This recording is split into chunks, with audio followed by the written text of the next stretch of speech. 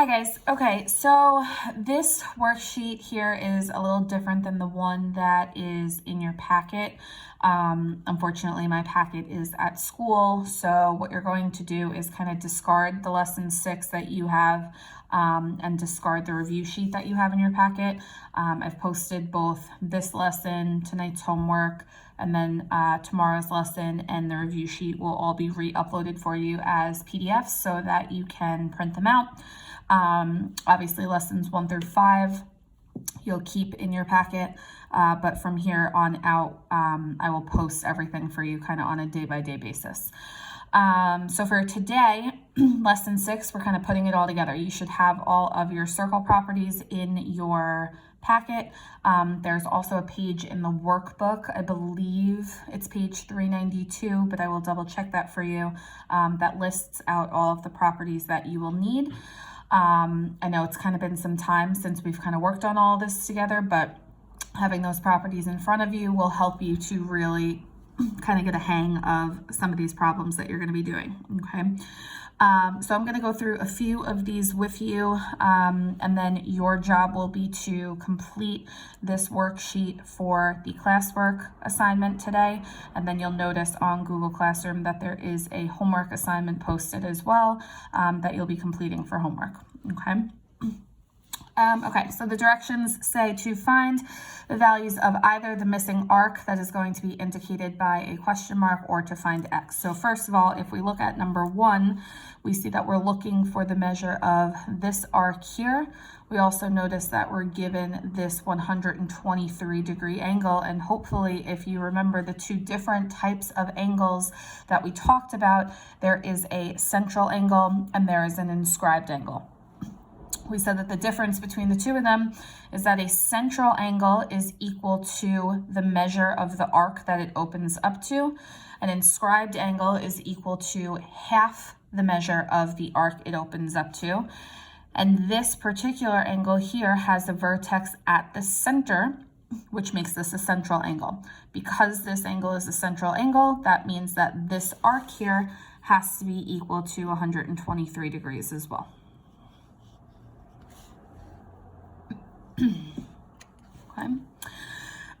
If we look at number 2, what they're asking us to find is the measure of arc SQ. Some things that we know, that we have arc SR, we also have angle QSR.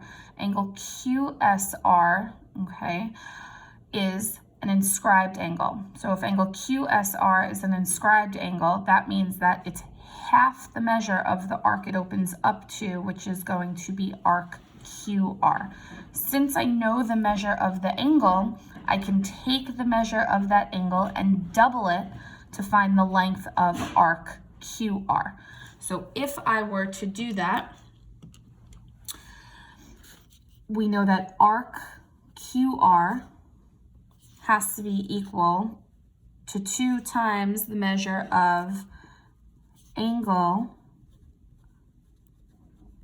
QSR, okay, or 2 times 95, which is going to be 190. So that means that this arc here is 190 degrees. If arc QR now is 190 degrees, and we know that arc RS is 75 degrees, I can take the measure of both of those angles, add them together, and then subtract that value from 360 to find the remaining arc SQ, which is what we want. So arc SQ is going to be equal to 360 degrees minus the sum of the 2 arcs which we have. Excuse me.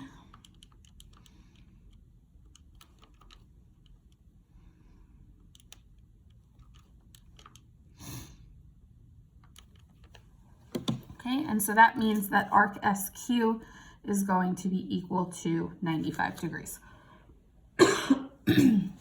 Okay, so hopefully that will clear any confusion up about central angles that are equal to their inscribed arc, intercepted arc, and also inscribed angles that are half the measure of their intercepted arc. okay?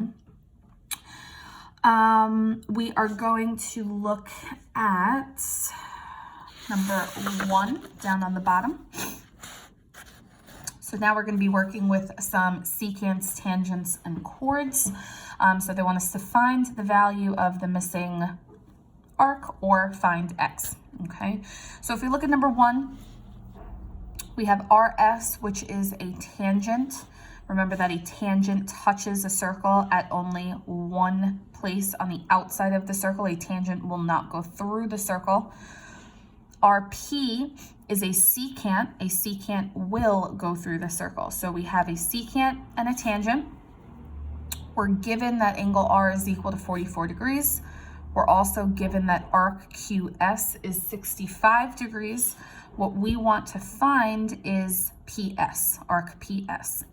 So if you remember from class, the property that we're going to be working with here is that the angle X is equal to the larger arc A minus the smaller arc B divided by 2.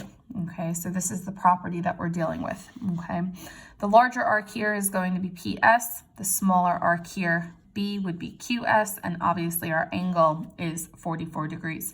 So if we take that information and substitute it into this formula that we're working with, we know that our angle 44 is equal to the larger arc, which is what we're looking for, okay? So we'll just call it PS, minus the smaller arc, which is 65 degrees, and divide that by 2. If I were to take 44 and put it over 1, I've now created a proportion, and I can solve my proportion by cross multiplying. So we would have PS minus 65 is equal to 88. And then if I add 65 on both sides, I would see that arc PS is equal to 153 degrees.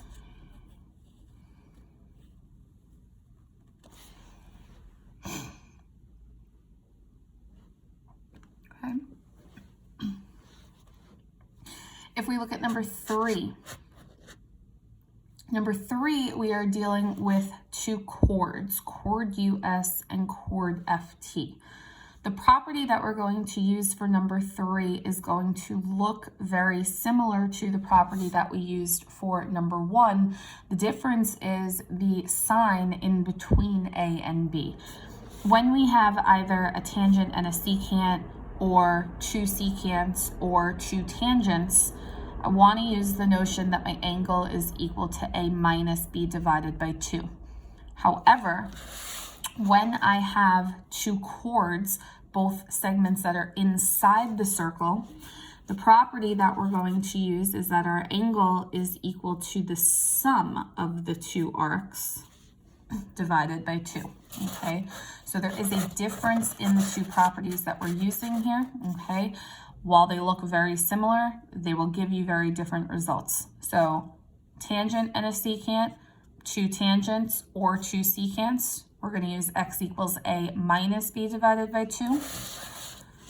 Two chords, we're going to use x equals A plus B divided by 2. So now x is what we're solving for. We don't know what this angle is here.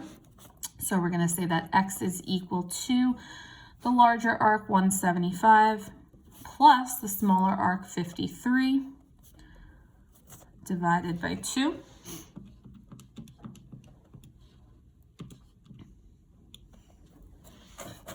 And that means that x is equal to 114 degrees.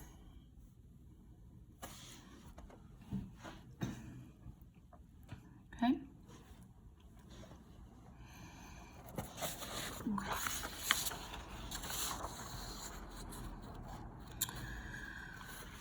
Okay, if we look at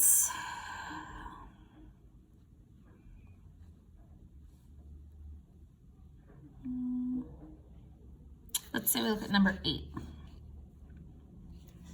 Okay, so we look at number 8.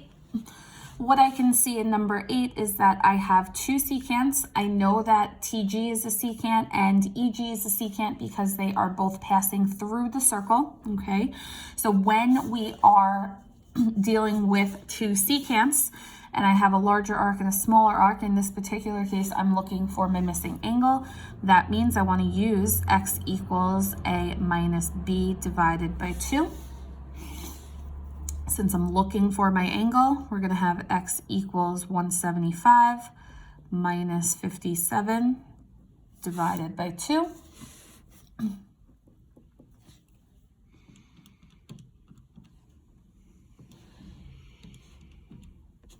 And that means that our angle here is going to be equal to 59 degrees.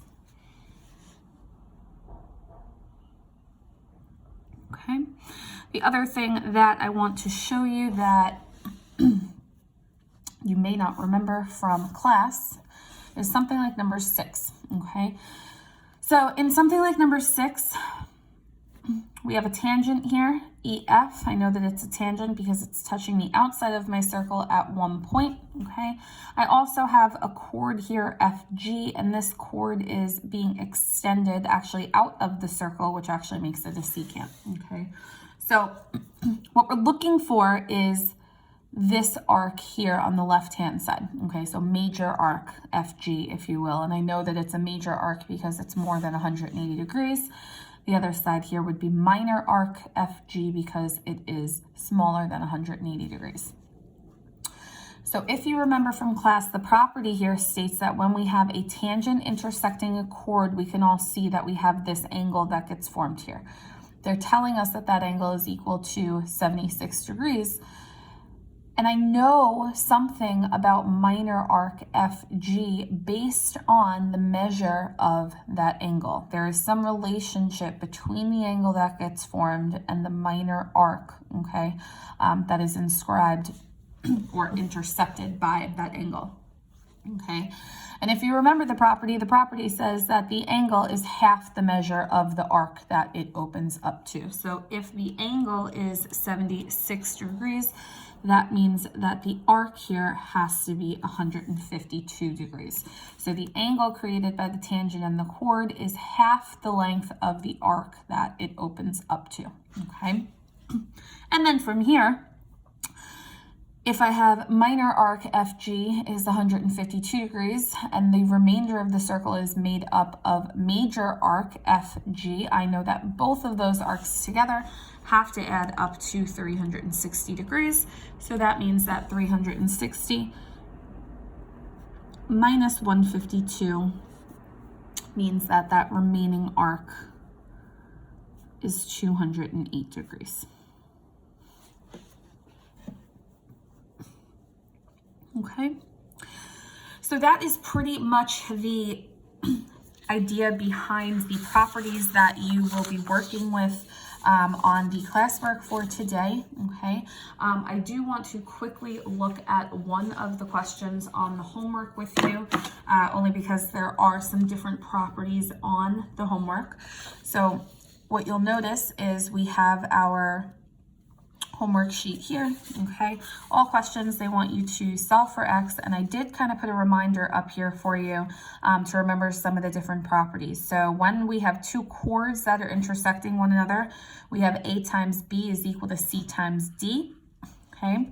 And then when we have either a tangent and a secant, two secants, or two tangents, we can consider A times A plus B is equal to C times C plus D. And remember, that was kind of the ow that we talked about. So our outer part times the whole part is equal to the outer part times the whole part, okay?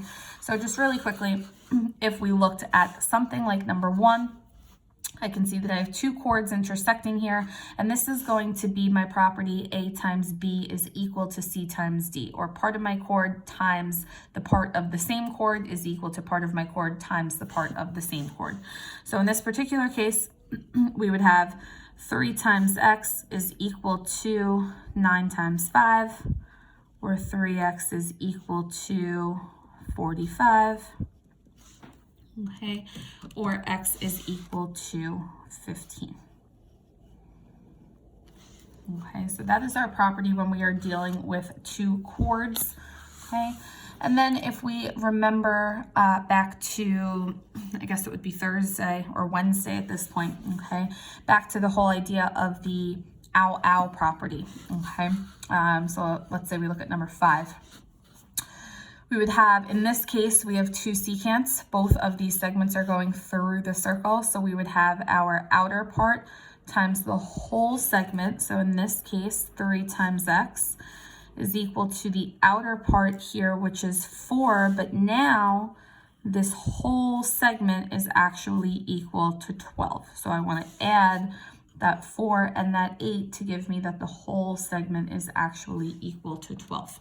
Okay, and then to solve that, we get 3x is equal to 48, and therefore x is equal to 16. Okay, so those are pretty much the majority of the properties that you will need for the classwork and the homework today. Of course, there may be others that come up that you have in your packets. If you have any questions, please feel free to send me an email, and good luck.